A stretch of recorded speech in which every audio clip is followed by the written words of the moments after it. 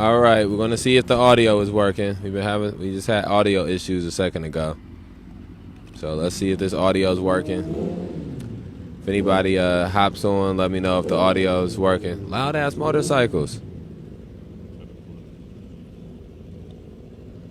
All right, is there any audio? Can you hear us? We were having some difficulties with the audio before. I'm trying to pull it up. You can hear? All right. Loud ass motorcycle.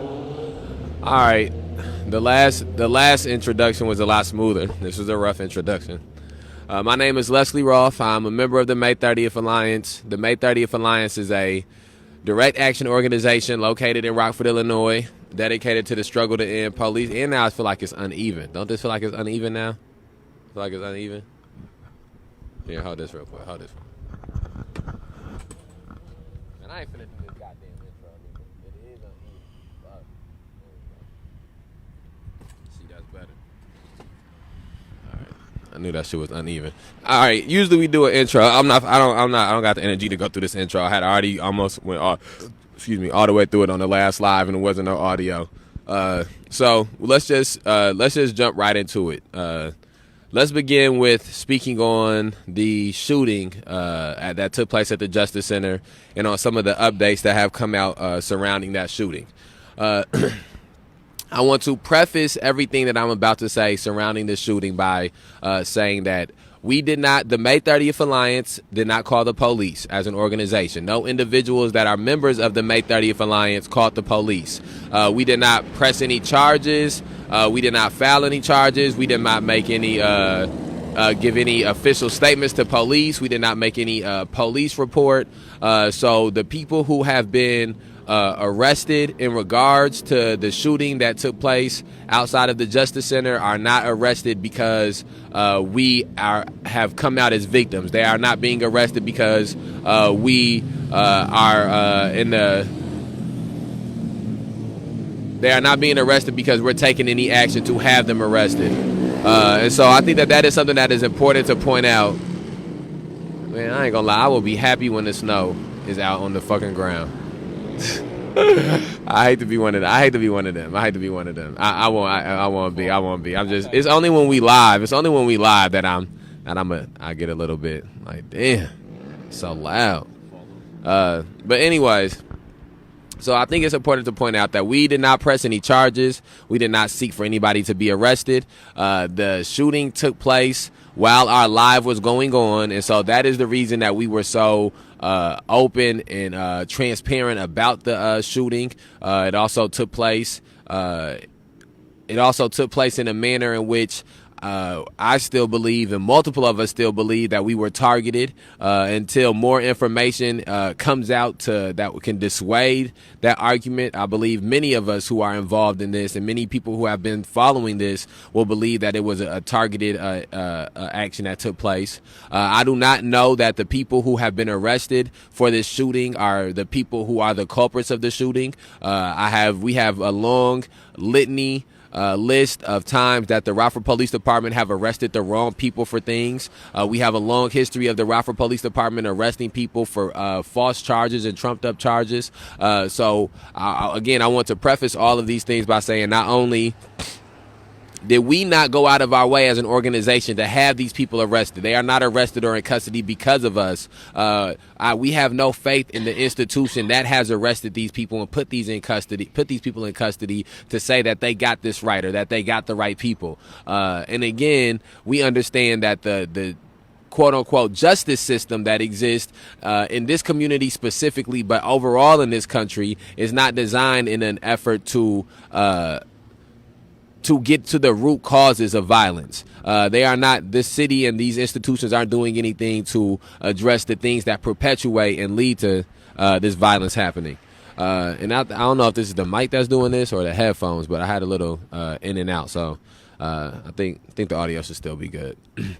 So by saying those things, I do want to say that one of the things that has happened since the last live that we did in regards to the shooting is that people have been arrested and charged with the shooting that took place outside of the Winnebago County Justice Center. It is still continuing to be framed as a road rage incident that we had stray bullets from the incident come to us. That is what is being said by the police department and by the city of Rockford. Again, we do not have any reason to believe the city of Rockford or the Rockford Police Department because of the fact that we are in the process of dealing with them lying about charges. And for an example of that, Antar, who we were outside on August 31st for Antar's trial. Antar was just found not guilty earlier today of a criminal trespass and obstruction of justice charge, which means that they put him in jail, said he did something, and then once the court proceedings went through, it was found out that he did not do that, that he was vindicated of that. So how can I trust that the people who are responsible for Antar being arrested and Antar facing charges that he did not commit, that it was blatant that he did not commit, how can I in one instance know that they're doing something corrupt there, but then believe all of a sudden when it involves me personally or it involves my well-being that all of a sudden they're doing things by the book and by the guideline and that they're trying to find the right person? I can't do that. It would be, besides even hypocritical, it would be lunacy. It would be to believe those things. And so we have not had any more substantial evidence or proof given to us to believe that we were not intended targets or of that attack, of that shooting. And I will, until we get to a place where those things have happened, I will be vigilant about the fact that that is what took place and that is what happened. And again, we have to understand the institutions that we are battling. And when you understand that the type of institution you are battling, that is what the police would do. If the police thought that somebody did something and was responsible for a certain thing, they would not change their mind or you see how you can see how police officers for a year or 2 years will build an investigation against somebody or for somebody because they believe that they have done something wrong. We're in the process of things like that happening. So all of those things I'm saying is just to go to the point that yes, they have arrested somebody and charged them with that shooting, making the claims that this was all stems from a road rage incident. But from our experience, you do not get full truths from the Rockford Police Department. You do not get full truths from the city of Rockford government, and you don't get full truths from the media in this city either, because they are not given the full truth by these institutions, whether they be the city of Rockford government or the Rockford Police Department. And so I believe that is one thing that that took place on Friday. These people, 2 people were arrested on Friday. I'm not going to say the names of the people arrested. It's a news story that's easy to find. I also want to say that again, reiterate that they are not being charged for shooting at us, or they are not being charged for allegedly shooting at us or for allegedly having bullets that went by us. We did not press charges. We are not complainants or victims or of any of those things. That is something that is completely separate from us. I think that is something that is important to be pointed out because we still continue to believe ideologically we are still ideologically aligned against the police department, against these institutions. And so, no, we did not go to these institutions for assistance or for help once some of these things manifested over these past weeks. Nobody is being, again, arrested or charged stemming off of us filing any type of criminal complaints about it. And so did you have anything specifically about those, the shooting, the people being arrested, and the Winnebago County Justice Center, the shooting at the Winnebago County Justice Center, people being arrested, things that are in that specific realm that you want to speak on? Just only one quick point. Just at the moment of it happening, the location is telling, and then the immediate response from that location is telling. Because it's just watching the events, the snapshot of that moment, literally the front door is behind you in the video. So when you look at it, if a person, just so that people understand the context, the entrance, the table was placed in front of the entrance at the sidewalk, at the edge of the sidewalk. But if you follow it backwards behind, that was the entrance to the Justice Center. That was one of the main entrances. No one came out. immediately. There was no one came out. It wasn't like the building was empty. It wasn't like there weren't officers in there. No one came out immediately. I just want people that are watching this to really get that point. There was no immediate response once it was acknowledged that took place and actually met them at their front door, so to speak. I think, for me personally, for the rest of my life, that would always be telling in regards to the humanity and the concern for another person. But it will always sit with me, because that will never, it won't sit right with me. I know that they said publicly, well, within 15 minutes or 20 minutes they had this or that. I'm talking about within the first 5 minutes of this happening. It was eerie because it was so quiet. That's all I want to say. Yeah. Okay. And so transitioning from that subject to these arrests that took place at City Market, there were 3 arrests that took place at the most recent City Market. I've gotten to a place where, and I was recently suspended for the last 30 days. I've been suspended on Facebook, my personal Facebook page, so I have not been able to post on there. But I am at a place where there are certain people in this community and certain groups in this community that have proven over this last summer that they care more about their individual success, their individual benefits of being in proximity to racist white people than they care about the liberation of black people, than they care about the struggles that black people go through when it comes to police terrorism and mass incarceration. And I'm speaking about black people specifically at this moment. I'm not speaking about or even to white people or people of other ethnicities or colors. And I'm saying that specifically because, yet again, we go through another one of these weeks where the police officers are falsely arresting people. Police officers are assaulting people. Police officers are infringing upon the rights of people to petition the government, infringing upon the rights of people, of assembling and protesting. And we still have these simple-minded Negroes who think that they're somehow breaking through because they're selling food to racist white people at a racist white event, or because they're selling shirts to racist white people at a racist white event, or because they got music playing, entertaining racist white people at a racist white event. And this summer has been very telling in the type of political awareness and the type of political consciousness that is absent in this community. It's been very telling as to why some of these issues have perpetuated and have risen to the level of extremity that they have risen to. Again, a lot of that has to do with the fact that individualism, people worried about more individualism than they are collectivism. And I think that that comes from a lack of understanding the fact that you cannot individually, and again, as long as you are going to live a life in which you have friends and you have family and you have loved ones and you have children, you are not going to be able to buy your liberation. You are not going to be able to proximity your way out of liberation. So one of to liberation. And one of the things that has happened is that the black people in this community and in this city have tried to take advantage of the leverage that has been built through protest for black lives to turn it into the opportunities for them to get black capital, or opportunities for them to get black political standings, or to further their political careers.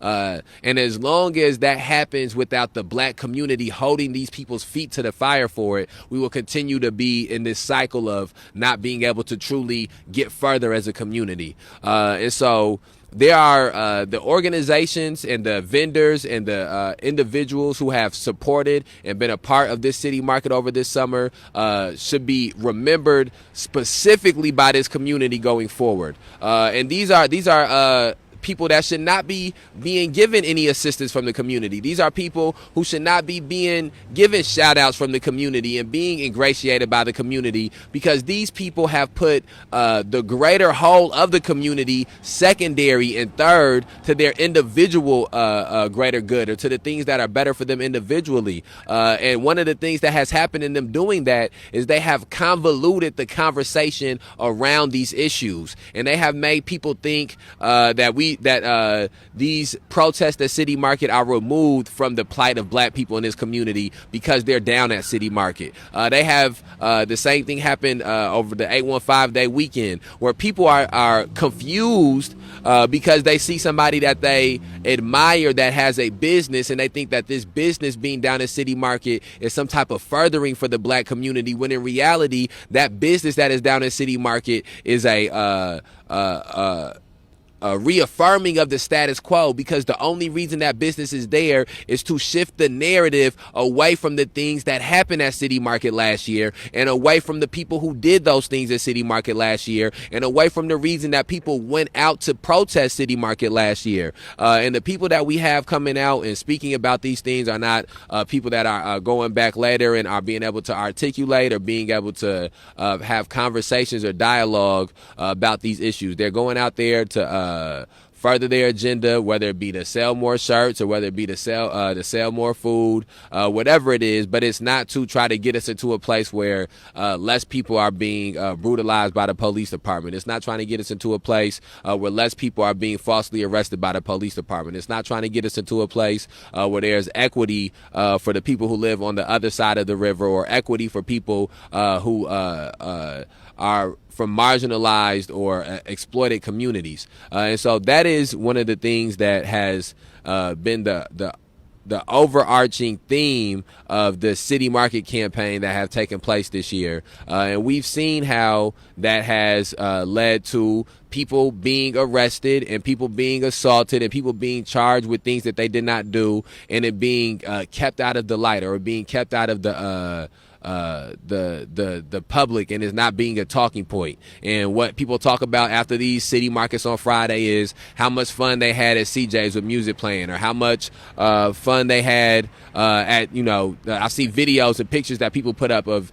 dancing in the music that's playing outside of Fred's shop, or people putting up pictures and videos of the funnel cake that they're eating. All of these things are happening in conjunction with people being falsely arrested up the street, and speaking out about the what is the biggest issue in this society right now, which is the issue surrounding the struggle for black lives, the issue surrounding the struggle for the end police terrorism, and the issue surrounding the struggle to end mass incarceration.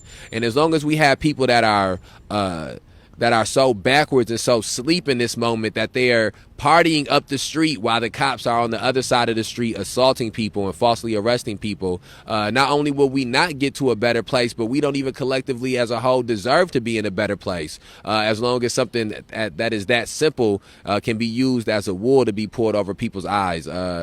Funnel cakes and music playing outside of Fred's shirt shop. Did you have anything that you wanted to add to about the City Market protest, specifically on the City Market protest? How I take it, just in context of history, the same way that individuals are trying to justify the involvement is no different than when you look in the 30s and 40s jazz bands. They were entertainment. But at the end of the day, once they got paid, and if they needed to eat, they still had to eat in the kitchen, because they were not welcome in the public spaces that they just played in. And this is historic. They were entertainment. And a lot of people, even then, now mind you, this is Jim Crow. Well, how bad can it be? We have a jazz band playing in our establishment. Yes, but at the end of the night, they still couldn't eat with everyone else.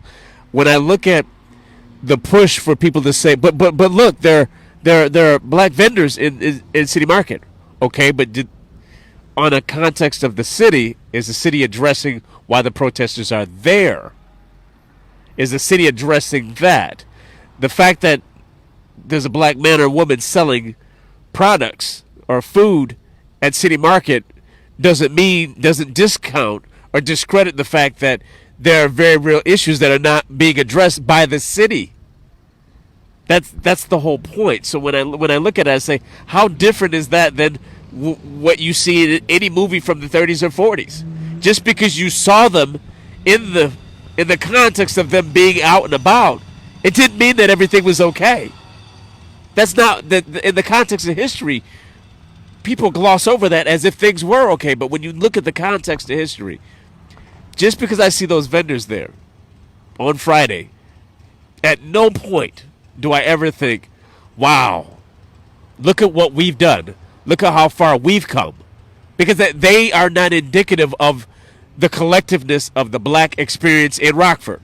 That one vendor does not represent us all coming up, or us all coming up collectively doing better, having more economic opportunities, having more opportunities in Rockford, having more. Nothing in City Market for an African American or minority has translated to more contracts going into the black community, more finances going into the black community, more opportunities going into the black community. All it represents is what went to that one black person. And the proof is, when you go to any council meeting, you hear how many millions of dollars go into a white community, but in the black community, you hear about one person getting a grant. Do you see the difference in the context?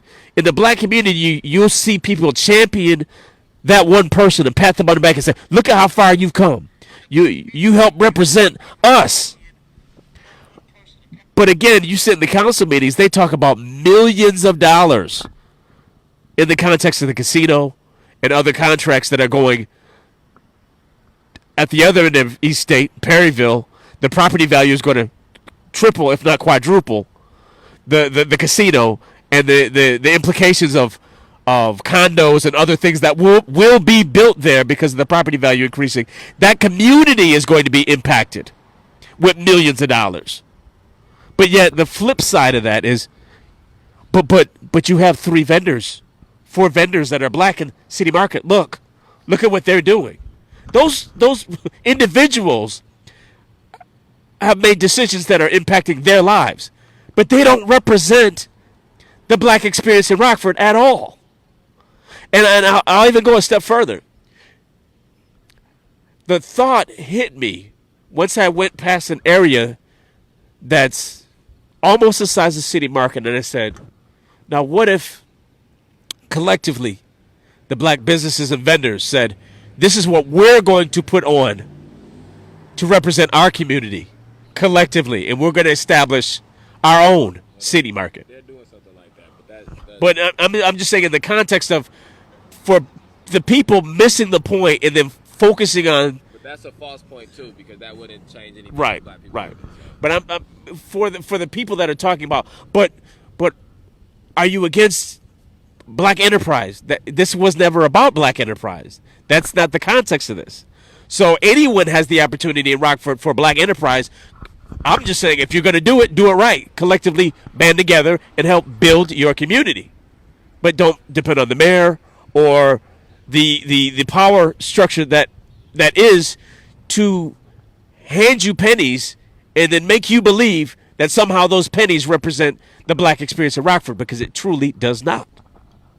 Yeah, and but again, I do want to make sure that we're iterating that that it doesn't matter whether you're at City Market or you at on the west side or the south side. That we're not in a position where an event, a black version of City Market, is going to have less people being shot by the police, is going to have less people being miseducated by the school system, is going to have more equity being given to the communities in this city, the communities in this county. That's a false narrative. And again, the reason that we, and again, this is not to disparage what it is that Kay is saying, but it's to make sure that we are operating from the same standpoint and the same basis, and not giving people opportunities to build straw man arguments. It doesn't. None of those alternative City Market that is ran by black people or being conducted by black people, that is in an area where mostly black people will frequent, is not going to make it so that less black people are being shot by the police, less black people are being assaulted by the police, less black people are being pulled over by the police. It also does not get to the root of the fact that that capital and money is also a part of this issue as well. The onus that's being put on capital and money as opposed to being put on humanity is an issue as well. And it does not get back past the fact that the vast majority of people in this city, whether they be black, white, or any other color, are not in a position to have a business that they can put at a city market, whether it be a black city market or white city market. They aren't in a position to have a food truck, whether it be at a black place or a white place, and that this city exploits and profits off the fact that the masses of people cannot do those things. And so we don't need to build up a black capital class of people who are doing the same things that the white class is doing, but they're doing it under the guise that it's okay because they're black, or they're pushing these values that are not conducive to humanity, but it's okay because they're pushing these values and they're black. Somebody black doing oppression is just as bad as a white person doing oppression, which again is point proven by the fact that a black woman is now the chief of police. That's not going to make the police department any less corrupt. That's not going to make poor white people who get caught into the criminal justice system all of a sudden be in a better situation because it's a black woman police officer. It's not going to make the black people that are sitting in jail that can't afford a $70 or $100 or $200, $300 bond have their bond decreased because now the police chief is black. And the same thing goes for the things at City Market. Having a black alternative to City Market does not make the people who run City Market any less racist. Does not make the people who profit off of City Market profit any less. And so we have to attack not only these institutions and these organizations, but also the ideology and the value system of of all of these things that are around this city. And creating a new black version of City Market does not attack the ideology of the City Market that exists now. It does not attack the value system of the City Market that exists now. It does not attack the people who are profiting off of the exploitation that City Market has inflicted over the past 2 years. And again, that is part of what justice is, and that is part of what all of these things that we are speaking about is, and that's when somebody does something that is unjust, when somebody does something that victimizes people, that there has to be a collective voice, a collective community holding them responsible for those actions, and forcing them to be accountable for those actions, and not enabling them and permitting them through complying with these things to continue to do these things to people and to continue to perpetuate these things in our society, in our community. And so there are 2 city markets left currently in this year, but we will be at City Market next year and the year after that. We will continue to organize and mobilize around City Market, and by continuing to organize and mobilize around City Market, it ensures that every year that passes, more people know about the things that have happened at City Market. More people are put in a polarizing position to have to choose where they stand at on City Market. And again, the part of what building a platform is knowing that the platform is going to be further a year from now or 2 years from now than it is right now and in this moment. It is part of building a platform is sacrificing the present to get to the future. It's understanding that some of the things that you are not going to be able to bring a voice to or bring an attention to now, that as long as you continue to bring as much attention as you can, to give as much of a voice to as you can to the issues now, and you do it regularly without being hindered, without stopping, that you will get to a place where you can give voice to these things at a higher caliber, at a heavier level. But none of those things will happen if we do not continue going to City Market. None of those things will happen if we don't continue being outside of City Hall. None of those things will happen if we do not continue having these critical conversations and having these dialogues. And so it's important that we keep those things in mind as these arrests continue to happen at City Market, as people continue to, as what just happened over this weekend with Ari, be charged with trumped up crimes in an effort to psychologically, in an effort of to to engage in psychological warfare. That the only way we'll be triumphant through these things is perseverance. And so I don't really have anything else specifically about City Market or the City Market arrest. I'm sure at some point Ari will be in a position where he'll speak about these things, and he can give. I was not at City Market, so anything that I would speak about would be just conjecture. Kay wasn't there when these arrests took place, so anything he would speak about would only be conjecture. I think it was important when that lady spoke a couple of days ago, as being somebody who was there, as being somebody who was speaking in contact with Ari, that she was able to give you a very comprehensive perspective on what was going on and what he was experiencing. And again, I would only be doing disservice to what took place at City Market on Friday if I was to sit here and to try to speak about it or talk about it. And so I'll leave that for him to do at a place when he's more comfortable with it. But do you have anything on closing? I just want to say I agree with 100% of everything he said. I don't want anyone to go away from this live by thinking that that the goalpost was changed, or that anything that I was saying was not in line with what's being said. I wasn't justifying recreating City Market as a justification. I was saying, in reference for those that are trying to justify, okay, let's say if this is someone's business, this is their livelihood. The fact that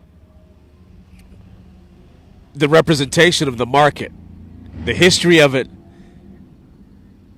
stands on its own legacy. It's not a coincidence that this is the first season that blacks and minorities were a prominent talking point.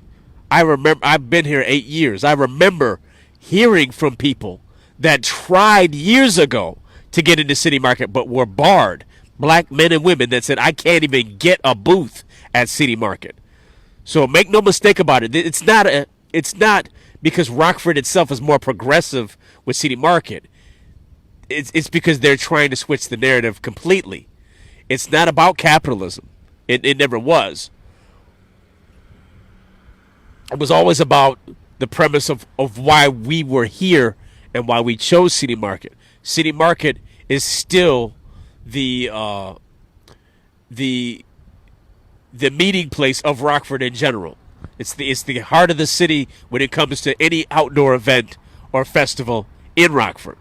Because I guarantee you right now, if there was something bigger or more extravagant or larger, our presence would be there as well. So it's not a coincidental situation. It's because this is where Rockford congregates.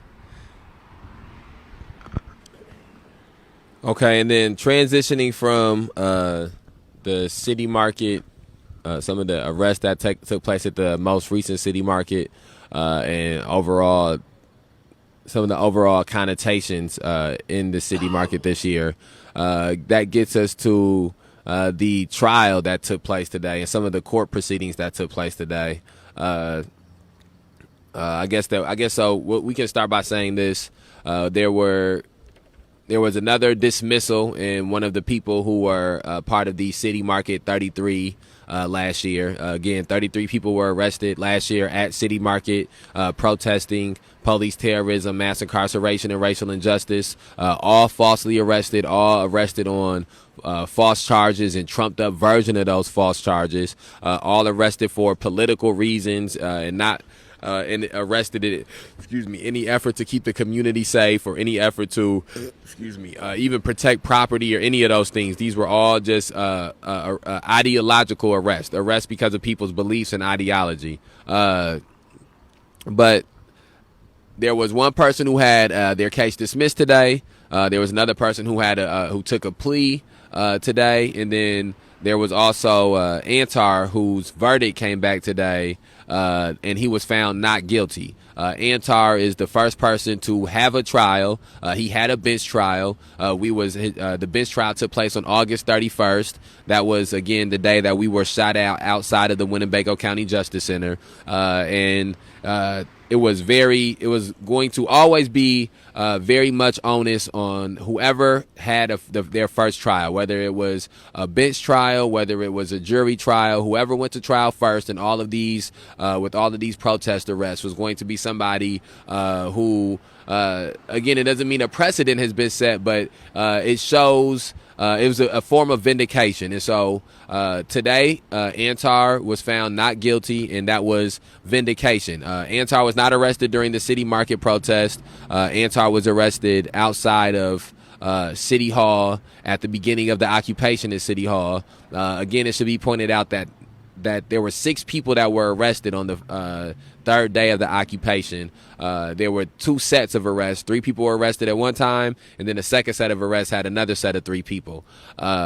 2 people have taken pleas from that arrest. 1 person has had their charges dropped, and now 1 person has been found not guilty. And then me and Ari are the other 2 people who were arrested that day, and we still await our trial. But I do think that it is important to point out that me, Antar, and another activist were all arrested at the same time. All 3 of us were sitting in chairs in the back of City Hall. And one of those people had their charges dropped voluntarily by the state's attorney.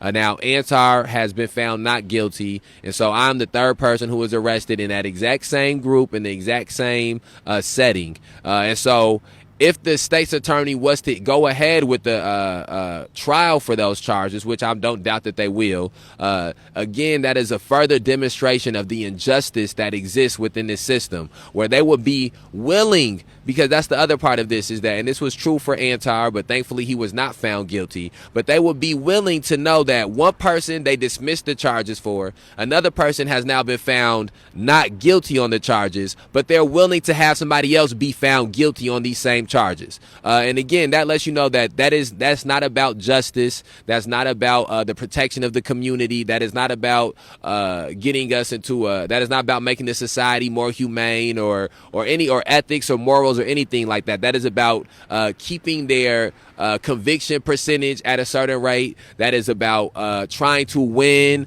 and that it shows you how they view these things as a game, and it shows you how they view these things again as a system. It should all anybody with any type of human ethics or any type of moral compass would not have even taken Antar to trial for something that they dropped the charges for somebody else. And then once they got to the point of taking Antar to trial and he was found not guilty, that same moral compass or ethics would not allow you to then allow somebody else to be found guilty for something that has been proven, not only from the judge saying not guilty, but even your own office decided to not pursue charges against it. But again, that is what this system is. That is how this system works. That is how all of these things operate. And it is important to understand and to know that. Another thing that I believe that it was important to note of Antar's trial is the games that get played with these the criminal justice system.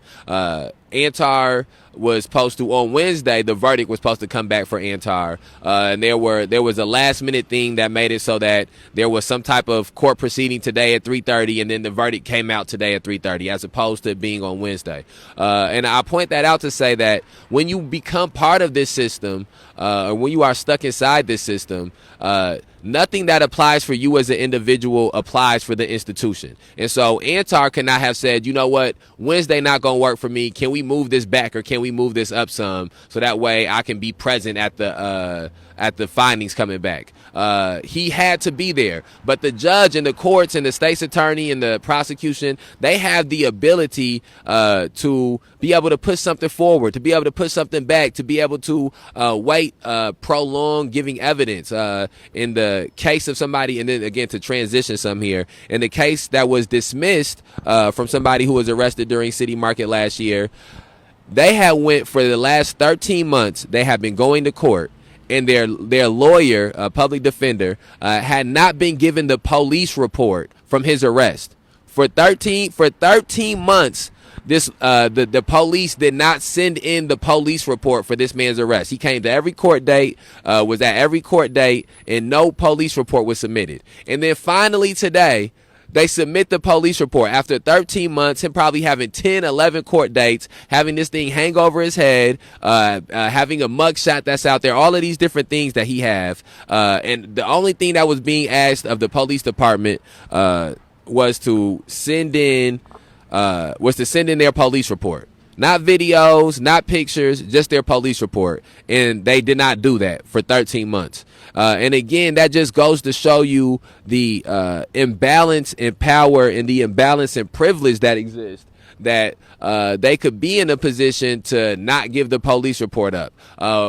In my case, I went about 11 to 12 months where my lawyer didn't even get given the dash camera video footage of my arrest. And then once he finally got given the video footage, he got given like 32 hours of video footage at one time, and the trial date was set for a week before he got the video footage. So then he had to push back to go to and ask for the trial to be pushed back so he could view the footage. And then the prosecution said in there that they didn't even know that the footage exists. And so again, this is a system that is being perpetuated, and this system is not about justice. This system is not about making the society safer or making the society more humane. And so we cannot expect that arresting more people and putting them in this system is going to get us to a safer society or a more humane society. We cannot believe that giving more money to the police departments are going to get us to that place. We have to challenge the ideologies that exist in our society, and a majority of these ideologies that are evil and corrupt and wrong, they come down from these institutions like the criminal justice system. They come down from institutions like the police department. They come down from institutions like the city of Rockford government and the county government. And these negative things that come from them predominantly and disproportionately affect people of color and black people, but they affect everybody. They affect everybody. They are a public defender, and because they have to have a public defender, the state's attorney is bullshitting, giving them the evidence. The state's attorney is dragging them along, and they're just as fucked as me as a black person with the public defender is. And one of the things that happens is, again, I will disproportionately be in a situation where the judge will have biases that will probably affect me greater, that the system has inherent loopholes in it that will affect me greater as a black person, but it doesn't mean that somebody that is white will be able to escape these things. And so those are all the things that are being demonstrated in all of these trials that are happening. These are the things that are being demonstrated in just the court dates that are happening. And another one of the things that is in the process of occurring is we are being given information and learning exactly how these institutions work, and we're learning exactly the flaws and the weaknesses that exist within them, and that is one of the things that has been pointed out through some of the cases that have been dismissed. It's one of the things that's being pointed out now with Antar being found not guilty, and that is that this the institution of policing, the institution of the state's attorney, they have all been acting. They've all been acting outside the guise of the law to make these arrests. And that gets you into a place where you have to begin to ask to yourself, why are they acting outside the guise of the law to make these arrests? And the reason that they are is because of the fear that they have of these political ideologies gaining traction and getting to the masses of the members in this community, and people waking up and no longer lying down while the city of Rockford government has a racket going on giving people citations and tickets, while the Rockford Police Department continues to pay rapists on their payroll and pay people who have sexually assaulted people and give health insurance and medical insurance to people who have sexually assaulted people, and while the Rockford Police Department continues to shoot people unarmed in the streets and falsely arrest people. And again, the longer that we go with speaking about these things and talking about these things and advocating for these things, the closer we get to a place in a collective consciousness where these things are not allowed to happen without a reaction from the community happening on the side of them. And so that is one of the things that I think is important, that has been demonstrated through some of the court proceedings that have happened in the past year and a half out here. And again, there's been over 50 people arrested, and multiple times for a lot of these people. We probably are in a place now where we're approaching about 100 arrests in general. And of those 100 arrests, only one trial has happened, and the one trial that has happened has a not guilty verdict. And then do you have any things pertaining to the case being dismissed? One of the protesters' case being dismissed today, one protester taking a plea, and then another protester being found not guilty? I mean, I felt basically how the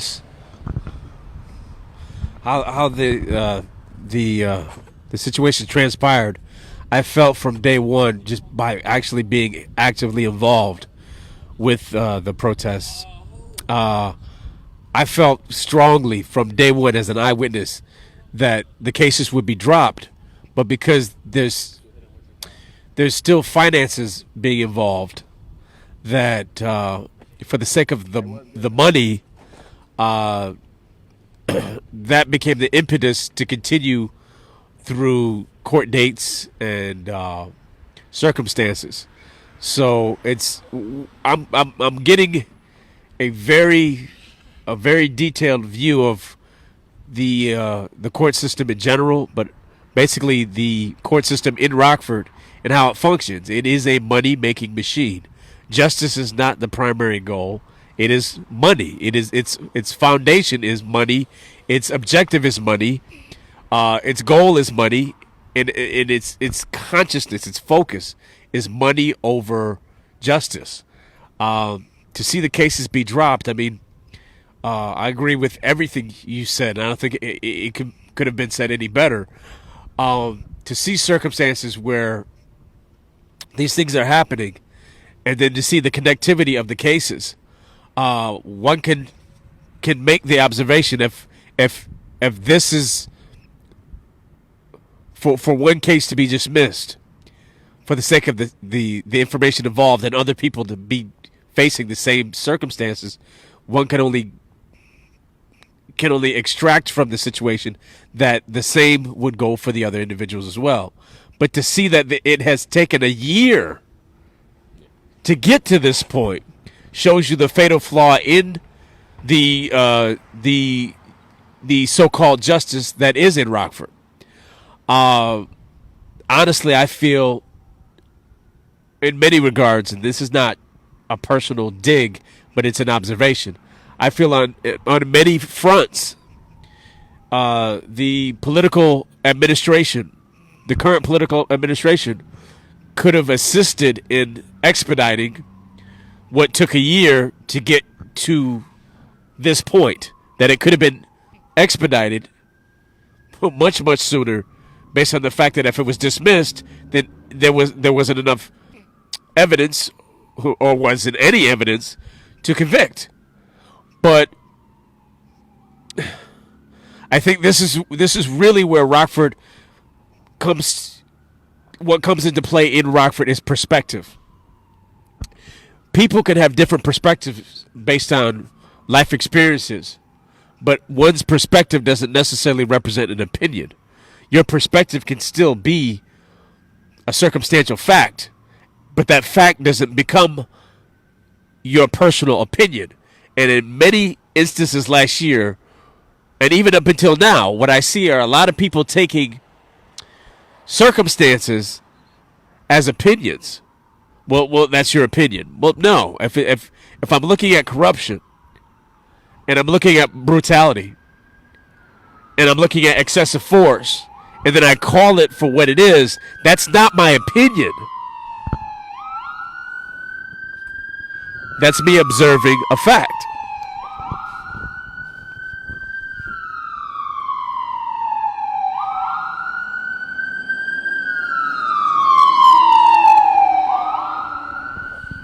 And the fact of the matter is, the case was dismissed. So, because of this being an incident that took place last year, we're dealing with facts. The fact of the matter is,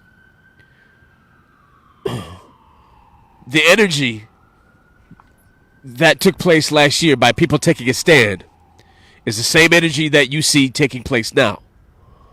So based on the confrontation of that energy and then that case being dismissed. The fact of the matter, when you look at from then to now, it's the same energy. We're here for the same reasons, and the same people are still here.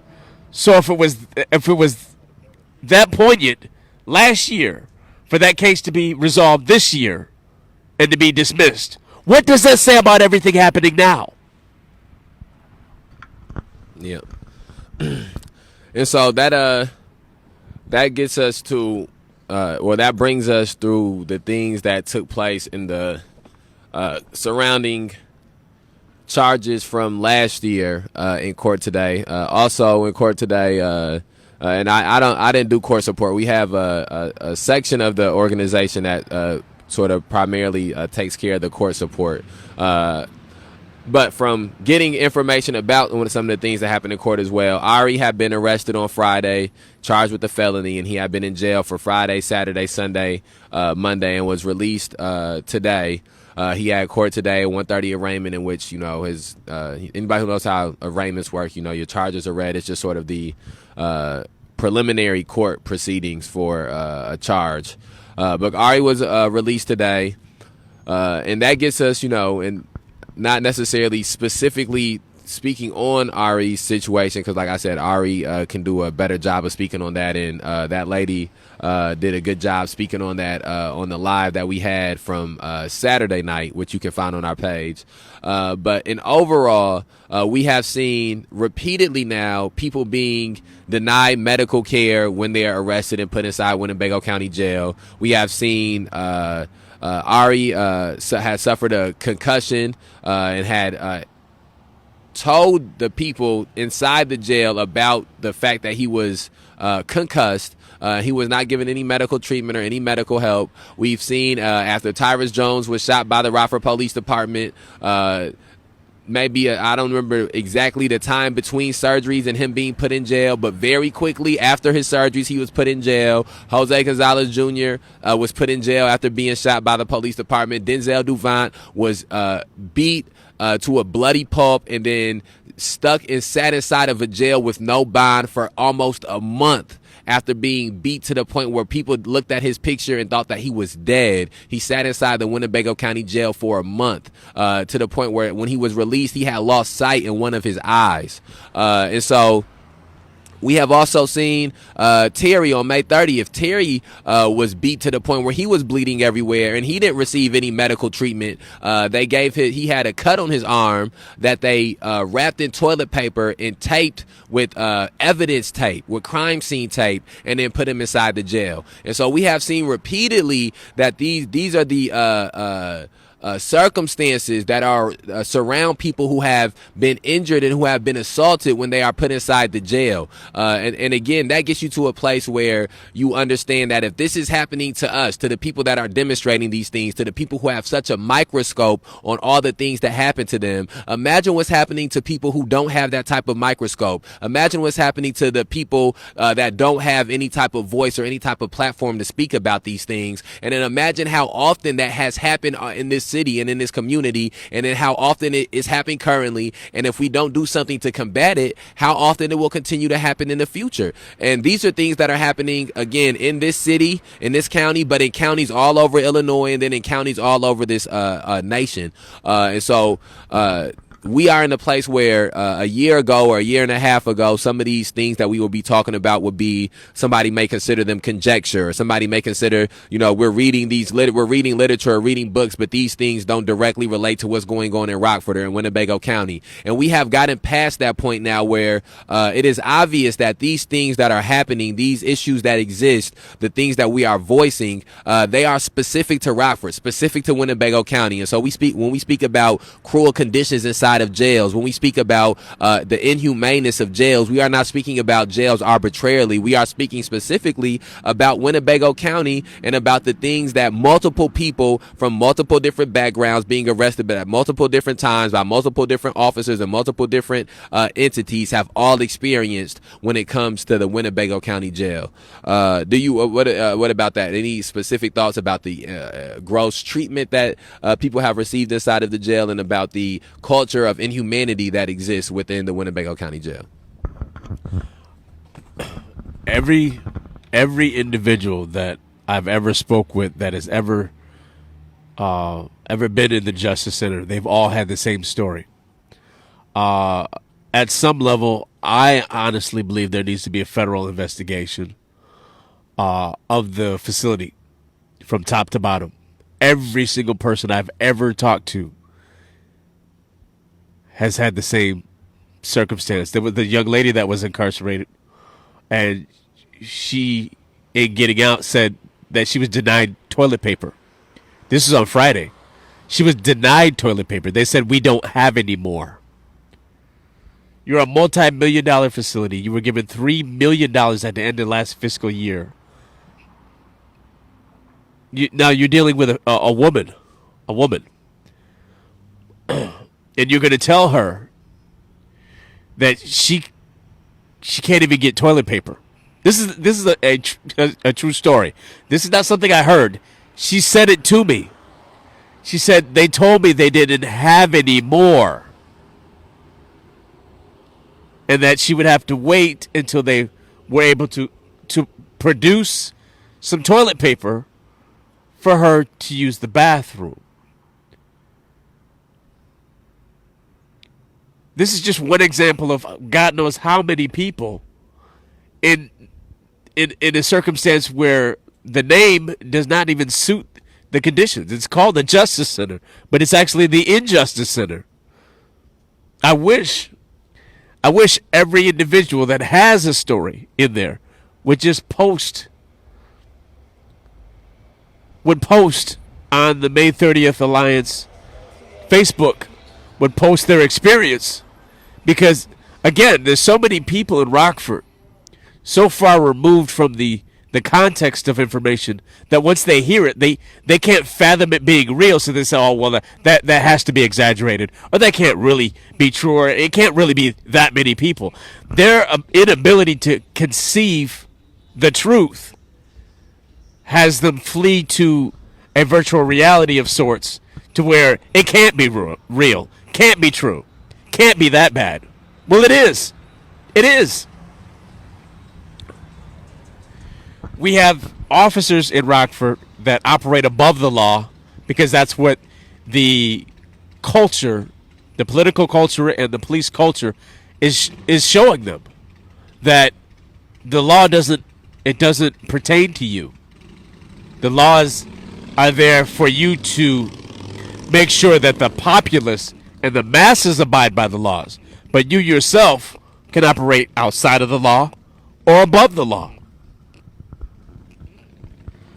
For the state's attorney to say, yes, there was footage, body cam footage, but, and I'm going back to the circumstance of the gentleman shot in his home. He said what superseded the footage was the officer's perception in that moment.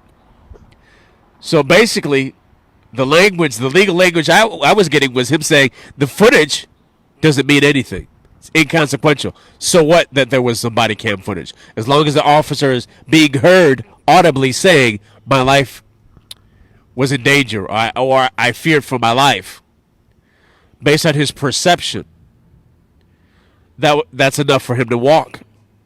No charges of manslaughter, no charges of attempted murder, no charges of murder. And in my mind,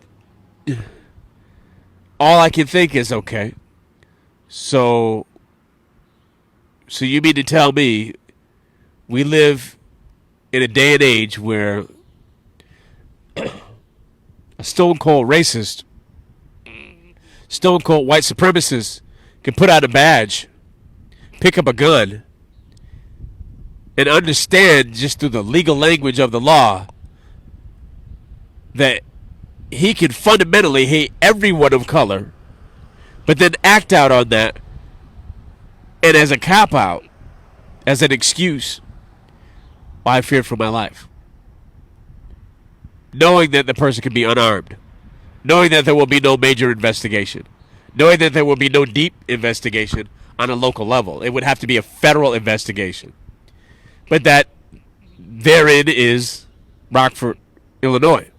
Winnebago Boone County Task Force has never convicted a single officer in the history of its inception, and it's never been questioned by any mayor in office. It's never been questioned on on the mayoral level. No political outlet has ever openly questioned the Justice Center, not the Justice Center, the Winnebago Boone County Task Force.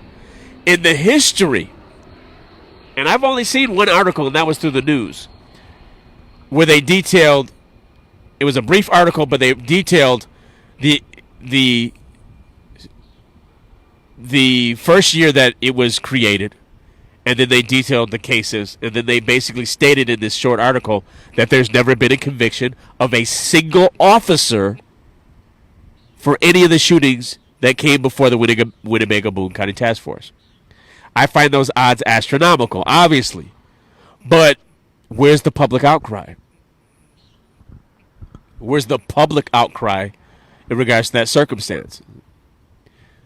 I mean, I feel like the corruption that permeates Rockford, Illinois, gets a perpetual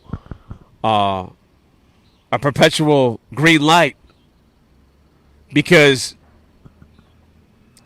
no one steps forward, no one's coming forward to call any of it out per se.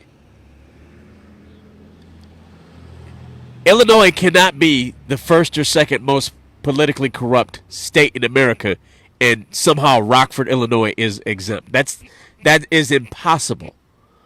Corruption is not always some grand, huge thing. It's a misappropriation of funds.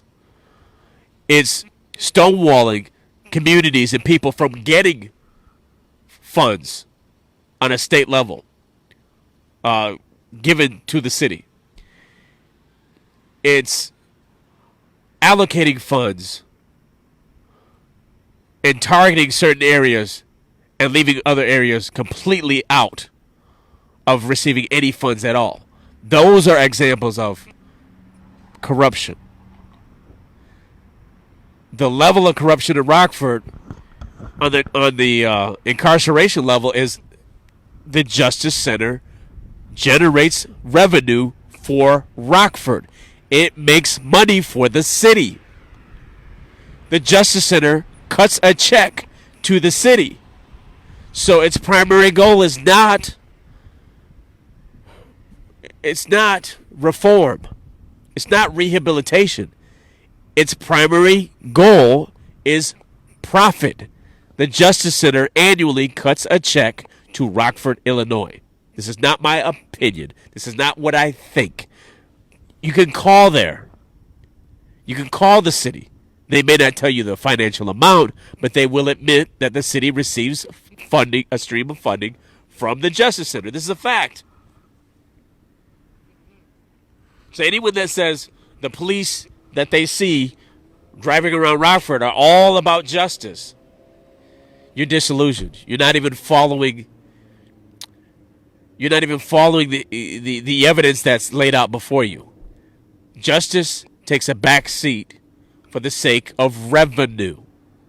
So there's revenue involved when you can incarcerate someone and then drop the charges because money is still being spent. Money is still being spent. So people look at, well, but the charges were dropped. That's the wrong perspective. The proper perspective is they should have never been arrested in the first place. Never mind that the charges are dropped. They should have never been arrested in the first place.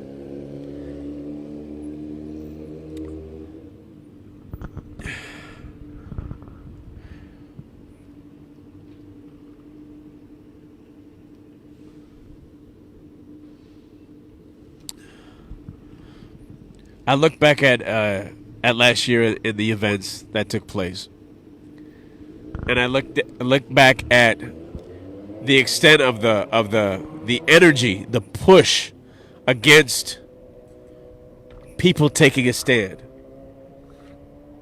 the people that took a stand on May 30th in acknowledging the international phenomenon that was even we talk about George Floyd, but the circumstance of George Floyd touched off a major conversation about injustice.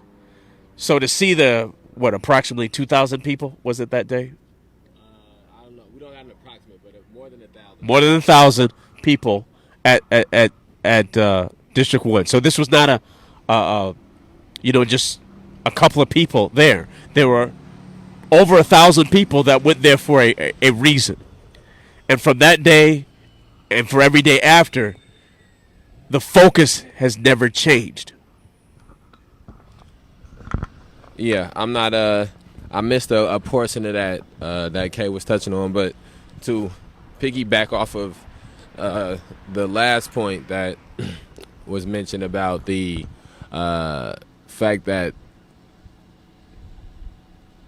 those issues have remained at the forefront. I think that is one of the things that is distinct about the struggle here in Rockford is that since May 30th took place, since the murder of George Floyd and some of the protests that took place around that happened here, there has been a concerted effort from multiple organizations, from multiple activists, multiple community members to not allow this conversation to fade to the back of people's mind. And I think that is something that that future people in the future and future generations will thank us for, because that has been something that has been pivotal in building up the collective consciousness when it comes to these issues and to some of these some of the problems around police terrorism, mass incarceration, and racial injustice.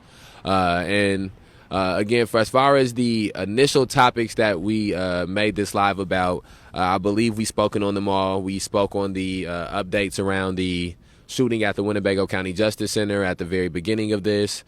We spoke on the arrest at City Market and the climate of City Market. Secondly, after speaking on the Winnebago County Justice Center shooting. Thirdly, we spoke on the not guilty charge in Antar's trial and the dismissal and plea in other cases from protesters. And then we also spoke on the inhumaneness that Ari dealt with inside the Winnebago County Justice Center or Winnebago County Jail, and how he is not the exception but the rule when it comes to that type of inhumaneness being inflicted upon inmates inside of the Winnebago County Jail. So, Kay, did you have any closing remarks on any of those four things? And then we'll do, it's been a few days since we've done some live, so we'll touch on a few different topics, do a few different lives throughout the evening and the early morning hours about some other topics. But for those specific things, were there any closing remarks that you have for those? I just have one simple closing remark. For anyone out there that's still saying, what can I do to get involved? Please continue to message here, and we'll be able to direct based on whatever your specific questions are. We'll be able to address those. We get a lot of people saying, "What can I do now?" They're still passionate about being of assistance, or maybe you personally had an issue or circumstance in the Justice Center. Getting involved, part of that. Contact us here, and we'll address your personal concern. That's really as a closing statement I wanted to make, because there was so much that was said, and when you spoke about people's personal experiences in the Justice Center, as you passed me the mic, because I know you had to get up, the first statement that I made was every single person that I have ever talked to that has ever spent a night in there has had the same situation. They've had the same universal story of there was no tissue. They wouldn't give me tissue. They said they don't have tissue, or the toilets were clogged and overflowing, or I had nothing to cover myself when I was sleeping. That there was always some kind of perpetual lack, or I couldn't get something as simple as a Band-Aid. I had a lot of people say that they needed a Band-Aid and never got one. They were given, the irony, they were given tissue instead of a Band-Aid. But people that needed tissue for hygiene reasons were told, we don't have any more for you. Yeah, and so those are all excuse me. Excuse me. Those are all very true statements and valid statements. Excuse me. But we'll end this live and we'll start some more up throughout the evening. We'll end this by saying rest in power to Mikey Guzman, rest in power to Little Mike Sago, rest in power to Joseph McCormick, rest in power to Eddie Patterson, rest in power to Shannon Graves, rest in power to Faustin Guaitigo. Excuse me. Rest in power to Demetrius Bennett, rest in power to Kerry Blake, rest in power to Logan Bell, rest in power to Geno Washington, rest in power to Jovan Fresco, rest in power to Mark Barmore, rest in power to Philip Johnson, rest in power to Jasper Banks, and rest in power to Suzette Babler. This is, again, we outside.